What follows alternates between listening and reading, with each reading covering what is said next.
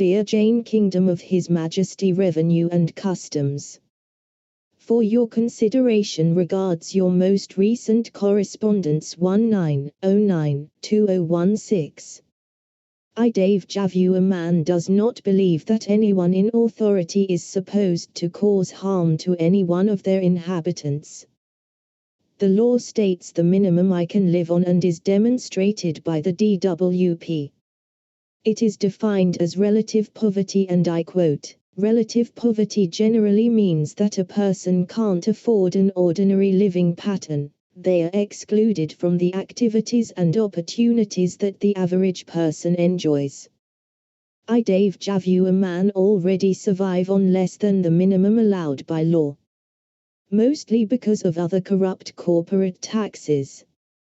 I believe that paying monies to the VAT in the form of an act would be putting me and my wife in harm's way and seriously affect our health.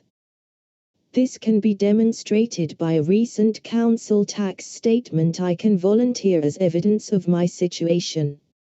I can also volunteer as evidence of my situation a statement produced for the NHS with help towards health costs. I, Dave Javu, a man, claim that using court liability orders to commit harassment and bullying in an effort to extort people into parting with money they require to live on is unlawful and deceitful. Demonstrated below by a quote from Halsbury's law. 1. Administrative courts have no authority in this country. Halsbury's Laws of England on Administrative Law 2011. The law is absolutely clear on this subject. There is no authority for administrative courts in this country, and no act can be passed to legitimize them because of the constitutional restraints placed upon Her Majesty at her coronation.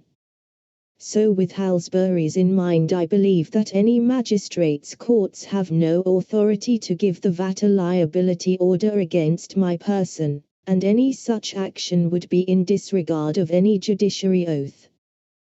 The Universal Declaration of Human Rights, Article 17(2), no one shall be arbitrarily deprived of his property.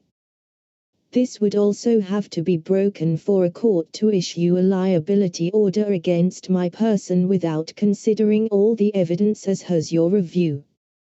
Any further breach of my human rights will go down as a statutory offence and can be prosecuted at Queen's Bench under common law. I forbid any man or woman to do so. The 6 years' loss of income, taking from my tax account, and harassment and bullying the VAT have already inflicted upon myself and my person, not forgetting my wife, should be considered, especially when I have evidence and witnesses. The imbalance of priorities demonstrates a lack of duty of care by the VAT, which is a right every man and woman should receive automatically. VAT demonstrated in favor of a more carnivorous, couldn't care less, so long as you pay, and if you don't pay we will create bias reviews and abuse court systems to give ourselves liability orders, which then we give to third-party firms with teams of men whom will come into your home and steal your possessions, helped by ill-trained or corrupt police working outside their oath approach. I see this as theft and demanding money by menaces, which is unacceptable and leaves me with no trust in VAT staff nor any current VAT mandate, whom in experience are now untrustworthy. And, for these reasons mentioned above, it is unacceptable if harassed in any of your future replies, and if so I forbid any future attempts to gain joinder with myself. Any harassment attempts shall be seen as bullying designed with intent to commit fraud against me, and shall be dealt with at a court of law, under common law, whereby the man or woman committing the offence shall be prosecuted in their individual capacity unless someone in the chain of command takes vicarious liability. If harassed with future correspondence, I will also send a removal of rights of implied access. This is a lawful document. Any trespass that occurs upon my properties shall be dealt with lawfully. Any police in attendance on all occasions will be queried regarding their oath whilst on camera. I, Dave Javu, a man, do not believe your director's penalty antiphon, as this is a recent introduction within the VAT system. I will require cease and desist on the debt. If any attempt to administer this deregistered VAT account above £0 without my consent or knowledge and shall be seen as an attempt to defraud. I, Dave Javu, a man of a private capacity, if harassed further, will also revoke any and all consent and assent relating to this issue. Any and all consent or assent the VAT or the magistrates' courts assumes or presumes it may have acquired by acquiescence, tacit or otherwise. All consent or assent gained by stealth is forbidden now and in the future at all times, and is revoked as of this day.